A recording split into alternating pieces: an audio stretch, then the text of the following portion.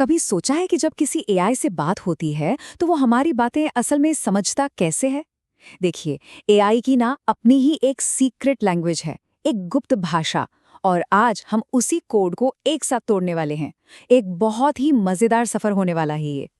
तो सीधा सवाल, एक एआई असल में पढ़ता कैसे है? जब हम कोई सवाल पूछते हैं तो पर्दे के पीछे होता क्या है? अक्सर ऐसा लगता है कि भाई जैसे हम इंसान पढ़ते हैं वैसे ही वो भी पढ़ता होगा। लेकिन सच्चाई इससे कहीं ज्यादा दिलचस्प है। तो जवाब है कि वो शब्दों से नहीं पढ़ता। हाँ, बिल्कुल सही। एआई जो है वो हमारी तरह पूरे पूरे शब्द या वाक्य नहीं देखता। तो फिर सवाल ये उठता है कि वो जानकारी को प्रोसेस करता कैसे है। चलिए इसी का पता लगाते हैं। इस सवाल का जवाब छिपा है एक चीज में, जिसे कहते हैं टोकन। कह सकते हैं कि ये एआई की सोच के असली बिल्डिंग ब्लॉक्स हैं, वो सबसे छोटी, सबसे बुनियादी इकाई जिस पर सब कुछ टिका है। तो चलिए इसमें थोड़ा और गहराई से उतरते हैं। तो आखिर ये टोकन है क्या? एकदम आसान भाषा में समझे तो ये टेक्स्ट का एक छोटा सा टुकड़ा है। जैसे हेलो एक टोकन हो सकता है, लेकिन हेलो ये दो टोकन हैं, हेलो अलग और एक्सक्लेमेशन मार्क अलग। और तो और कभी-कभी एक बड़ा शब्द भी कई टोकन में टूट जाता है। मान लीजिए आर्टिफिशियल, हो सकता है वो आर्ट और इफिशियल में टूट जाए। एआई दुनिया को इन्हीं छोटे-छोटे टुकड़ों में देखता है। अच्छा, अब जरा यहाँ देखिए, ये बहुत दिलचस्प है क्योंकि ये हमें असल में दिखा रहा है कि ये काम कैसे करता है। देखिए, आई लव इंडिया ये 4 टोकन में टूट जाता है। आई पहला, फिर स्पेस के साथ लव दूसरा, स्पेस के साथ इंडिया तीसरा, और आखिर में वो जो डॉट है ना, पुलेट स्टॉप, वो चौथा। एआई दुनिया को इन्हीं छोटे छोटे हिस्सों के जरिए समझता है। और यहाँ एक बहुत ही काम का नियम है, एक मोटा मोटा हिसाब। लगभग 100 टोकन का मतलब होता है करीब 75 शब्द। अब ये नियम एआई के साथ काम करते वक्त उसकी लिमिट्स को समझने में बहुत मदद करता है, खासकर तब जब किसी बड़े डॉक्यूमेंट पर काम हो रहा हो। तो इसका मतलब ये हुआ कि अगली बार जब सुनने में आए कि किसी एआई मॉडल की 4000 टोकन की लिमिट है, तो ये याद रखना जरूरी है कि इसका मतलब है करीब 3000 शब्द। और ये 3000 शब्द सिर्फ जवाब के नहीं हैं, इसमें सवाल यानी इनपुट और जवाब यानी आउटपुट दोनों शामिल हैं। ये बात बहुत जरूरी है क्योंकि बातचीत की जो लागत है वो दोनों पर निर्भर करती है।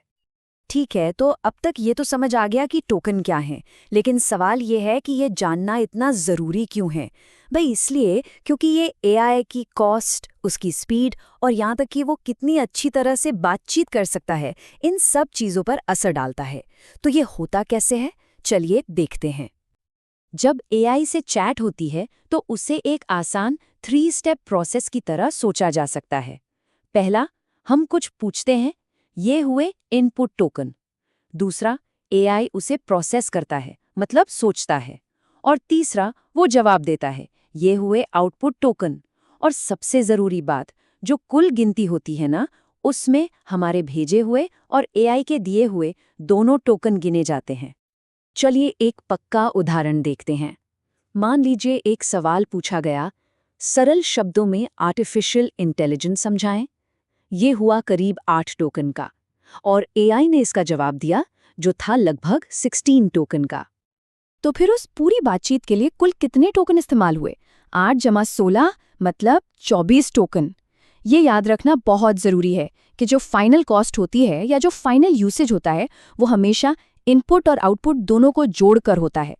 ये सुनने में तो एक मामूली सा हिसाब किताब लगता है, लेकिन इसके असर बहुत बड़े हैं, खासकर जब एआई का इस्तेमाल बड़े पैमाने पर हो रहा हो। मतलब हर एक टोकन की गिनती होती है और हर टोकन सीधा असर डालता है कि मॉडल को कितनी मेमोरी और प्रोसेसिंग पावर चाहिए, जवाब कितनी तेजी से आएगा, और अगर कोई एपीआई इस्तेमाल हो रहा है तो जेब पर कितना असर पड़ेगा। चलिए अब थोड़ा जूम आउट करते हैं और देखते हैं कि ये टोकन बड़ी पिक्चर में कहाँ फिट होते हैं। इसे ऐसे समझिए जैसे हम किसी पहेली के टुकड़ों को जोड़ रहे हैं, जहां हर टोकन एक टुकड़ा है और अब हम पूरी तस्वीर देखने जा रहे हैं, खासकर जब बात मेमोरी और एफिशिएंसी की हो।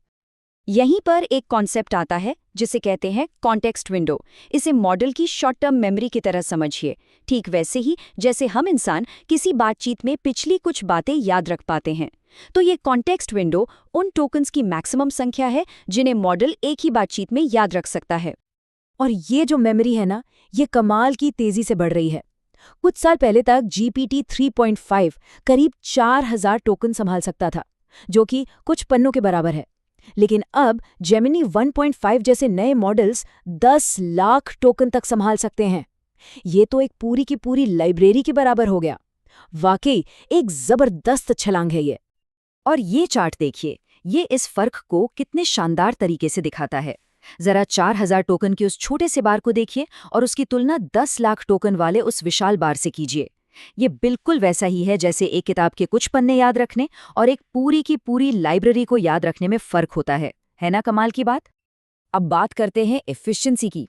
सोचिए, एक स्टैंडर्ड मॉडल एक ऐसी टीम की तरह है जहां हर मेंबर हर काम में लगा हुआ है, चाहे वो उस काम का एक्सपर्ट हो या ना हो। लेकिन मिक्सचर ऑफ एक्सपर्ट्स या मो मॉडल ये एक ज्यादा स्मार्ट तरीका अपनाते हैं। यहाँ पर हर टोकन को सिर्फ कुछ खास एक्सपर्ट्स के पास भेजा जाता है, बिल्कुल वैसे ही जैसे एक अच्छी टीम में हर किसी को वही काम दिया जाता है जिसमें वो माहिर हो। मिक्स्ट्रल मॉडल इसका एक बहुत बढ़िया उदाहरण है। इसमें 8 एक्सपर्ट्स हैं, लेकिन हर टोकन को प्रोसेस करने के लिए सिर्फ 2 ही एक्टिव होते हैं। इसका मतलब क्या हुआ? इसका मतलब ये है कि ये एक बहुत बड़े मॉडल की ताकत को बहुत कम कंप्यूटेशनल कॉस्ट पर इस्तेमाल करता है, और यही चीज़ इसे अविश्वसनीय रूप से एफिशिएंट, तेज और सस्ता बनाती है। ठीक है, तो हमने काफी कुछ कवर कर लिया है। Token, context window, cost, efficiency.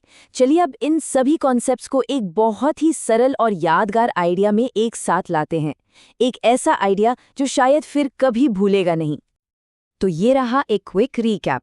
Token मतलब टेक्स्ट का छोटा टुकड़ा। टोकन लिमिट मतलब मॉडल की मेमोरी। पेमेंट इनपुट और आउटपुट दोनों के लिए होती है। और मोए मॉडल हर टोकन को एफिशिएंटली प्रोसेस करने के लिए एक्सपर्ट्स का इस्तेमाल करते हैं। सिंपल है ना? और ये एनालॉजी, ये सादृश्य सब कुछ बड़े खूबसूरत तरीके से समझाता है। ये इस पूरे सफर का सार है। एआई के साथ बातचीत करना एक किताब पढ़ने जैसा है। हर शब्द या उसका हिस्सा एक टोकन है।